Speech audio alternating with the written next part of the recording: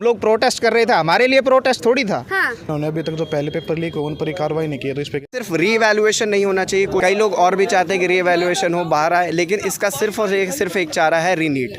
2015 में जब पेपर ऐसे लीक हो रहा था, जांचें चल रही थी, तब सुप्रीम कोर्ट ने कहा था अगर एक भी बच्चे के साथ कुछ भी गलत होता है तो उस पेपर को रहने का कोई हक नहीं है, यह पेपर फिर से होना चाहिए। नीट में आपका अगर कोई भाई हो, हाँ। नीट स्कैम को लेके दुनिया भर में, भारत भर में आंदोलन किया जा रहा है। यहाँ पे NSUI के युवाओं ने मिलकर नीट छात्राओं के साथ समर्थन देने का प्रयास किया, लेकिन इस आंदोलन का दमन किया गया। पुलिस से बात करते, सर क्या क्या मांगे थी आज और क्यों आप? मांगे सीधी हमारी ये थी कि जो नीट में धांधलेबाजी हुई है, सिर्फ उसके खिलाफ हमने प्रदर्शन किया था। पूरे देश भर से जितने भी लोग थे जो नीट का पेपर देने वाले थे, उनके समर्थन में हमने सिर्फ ये प्रोटेस्ट करने की सोची थी, और ये शांतिपूर्वक प्रोटेस्ट था, हमें यहाँ से बाहर भी नहीं निकलने दिया। अगर he has studied well, he has taken coaching in the so many tutorial में, he got a very good rank, आना चाहिए था, लेकिन उसको रैंक नहीं आया। ड्यू टू दी 67 लोग जो है एक ही इंस्टीट्यूट से 67 लोगों को फर्स्ट रैंक ही गॉट।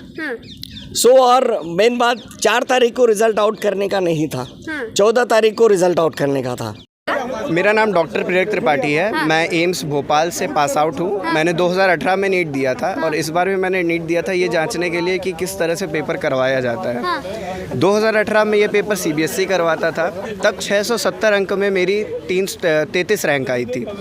इस समय 720 में 720 लाने वाले 67 बच्चे हैं, और ये एक बहुत बड़ा घोटाला चल रहा है। हाँ। मैंने इस बार पेपर दिया था, पेपर में स्ट्रिक्टनेस बिल्कुल भी नहीं थी। जब मैं पेपर देने गया, बस मेरे मेटल डिटेक्टर आसपास से चला दिया गया था। हाँ। मेरे इतने बड़े बाल हैं, इनके ऊपर से मेटल डिटेक्टर नहीं चलाया गया था, और अंदर जब पेपर चल रहा था तो इन्विजिलेटर की ट्रेनिंग भी बहुत ख़राब थी। अच्छा, के जो बच्चों के फेवर में आप प्रोटेस्ट करने वाले थे, उसमें क्या क्या सम्मिलित थी चीज़ें? नीट का पेपर सीधा दोबारा दिलवाया जाए, और NTA जैसी बड़ी संस्था जो पूरे देश के एग्ज़ाम्स कंडक्ट करवाती है, उसमें थोड़ी सी और जो है ना, उसमें थोड़े से सुधार हों। और यहाँ पे देखिए, सरकार बनने से पहले हाँ। किस तरह का एक रिजल्ट आया और किस तरह से छात्राओं के हितों के साथ खिलवाड़ किया गया। हम लोग प्रोटेस्ट कर रहे थे, हमारे लिए प्रोटेस्ट थोड़ी था। हाँ। क्योंकि हमारे जैसे जो हमारे छोटे भाई बहन उनके लिए प्रोटेस्ट था। जी। और वो कितनी दुविधा में होंगे, उनके साथ कितनी मुसीबत उनके परिवार के लिए खड़ी होगी। जिन छात्रों का, उनके परिवारों का, उन लड़कों का क्या होगा, उन लड़कियों का क्या होगा जिन्होंने अपनी जान से हाथ धो बैठा। आप देखे होंगे वीडियो पे, सोशल मीडिया पे सरेआम में सुसाइड कर रहे हैं, आप देखिए।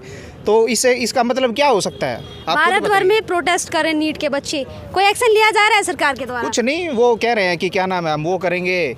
एजेंसी हमारी मांगे यही थी, पहले तो जो NTA एजेंसी ने जो पेपर लीक किया उसके ऊपर कार्रवाई हो, CBI जांच हो, और जिन्होंने पेपर लीक किया उनके ऊपर सख्त कार्रवाई हो। हाँ। क्या लग रहा है, लेगा कोई एक्शन गवर्नमेंट इस पे? नहीं, BJP सरकार ने तो पहले 10 साल से इनकी सरकार, इन्होंने अभी तक जो पहले पेपर लीक हो उन पर ही कार्रवाई नहीं की, तो इस पर कैसे कार्रवाई? लेकिन राहुल गांधी ने आश्वासन दिया, उनका एक बयान जारी, उन्होंने कहा कि मैं पार्लियामेंट में नीट के छात्राओं की आवाज़ बनूंगा। इस पर क्या कहना चाहेंगे? राहुल गांधी जी तो पहले भी छात्रों के साथ थे, उन्होंने अग्निवीर की मतलब स्टार्टिंग से लेकर अब तक वो आवाज़ उठाते रहे हैं, और NTA की जो नीट के बच्चे उनको भी आवाज़ उठाते रहेंगे जब तक उनको न्याय नहीं मिल जाता। लेकिन आप लोगों ने देखा होगा, अपने प्रोटेस्ट से शुरू नहीं किया, आप लोगों को तो अंदर कर दिया। कैसे आवाज़ उठाएंगे? कैसे? ये तो उनकी मोदी सरकार की तानाशाही। अगर हमें 15 मिनट तक वहाँ पर पेन नहीं यूज़ करने दिया गया। ये बोला गया कि पेन यूज़ करना पेपर पे मना है, आप सिर्फ OMR भर सकते हैं उससे, जबकि ऐसा कोई नियम नहीं है। 15 मिनट बाद उन्होंने ये चीज़ की। तो इस तरह से बहुत सारे सेंटरों पे लोगों का टाइम ख़राब हुआ, बहुत सारी चीज़ें आई, और जब NTA को पेपर नहीं लेना आता है तो वो पेपर लेता ही क्यों है? इसके साथ में इस बार पता लगा कि इतने सारे टॉपर आए हैं, साथ में 718 और 719 का स्कोर आया है, जिससे हम लोगों को ये पता लगा कि कुछ ना कुछ पक्का गड़बड़ है, क्योंकि मैथमेटिकली ये स्कोर कभी पॉसिबल होता नहीं नीट के एग्ज़ाम में। तब इन्होंने बताया कि एक पुराना जजमेंट से उन्होंने फार्मूला अप्लाई करके लोगों को नंबर बांट दिए हैं। ये नहीं बताया था कि कौन सा जजमेंट है, और ये भी नहीं बताया था कि कितने लोगों को नंबर बांटे गए हैं। तो जब इस चीज़ पे बवाल हुआ तो सबसे बड़ी दिक्कत हम लोगों के सामने ये आई कि अगर आपकी OMR चेक करने के बाद अगर NTA खुद से नंबर बढ़ा सकता है, तो वो किसी से भी पैसे लेके किसी के भी नंबर बढ़ा सकता है, और इसके लिए पहले से कोई नोटिफिकेशन उन्होंने निकाली नहीं। ये चीज़ 2019 से कट ऑफ लगातार बढ़ते जा रहे हैं। इस चीज़ पर मेरा सवाल है कि ये अंदर से जब ये चीज़ें की जा सकती थी, इस बार सामने बाहर आ गया, इसलिए सब चीज़ें बढ़ रही हैं।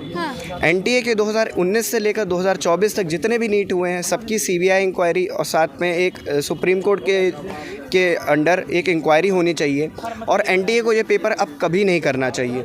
इस बार ये पेपर फिर से होना चाहिए, क्योंकि सिर्फ रीवैल्यूएशन की बात नहीं है। उन्होंने जिस सेंटर में बताया उसके अलावा भी लोगों के नंबर बढ़े हैं, लेकिन इस बार लोग सामने आ रहे हैं क्योंकि उतने नंबर में उन लोगों को कॉलेज नहीं मिल रहा। आप खुद बताइए, अगर आपका पेपर हुआ है, आपके नंबर जितने आने वाले थे उससे ज़्यादा नंबर आएंगे, तो कोई बच्चा कभी क्या बाहर आके बताएगा कि मेरे नंबर ज़्यादा आ गए, मुझे ज़्यादा अच्छा कॉलेज मिल रहा है? तो इसमें सिर्फ रीवैल्यूएशन नहीं होना चाहिए। कोचिंग वाले बोल रहे हैं रीवैल्यूएशन हो, क्योंकि उन्होंने तो अपना पैसा लगा के रैंक्स खरीद ली हैं। कई लोग और भी चाहते हैं कि रीवैल्यूएशन हो, बाहर आए, लेकिन इसका सिर्फ एक चारा है रीनीट। 2015 में जब पेपर ऐसे लीक हो रहा था, जांचें चल रही थी, तब सुप्रीम कोर्ट ने कहा था अगर एक भी बच्चे के साथ कुछ भी गलत होता है तो उस पेपर को रहने का कोई हक नहीं है, यह पेपर फिर से होना चाहिए। लेकिन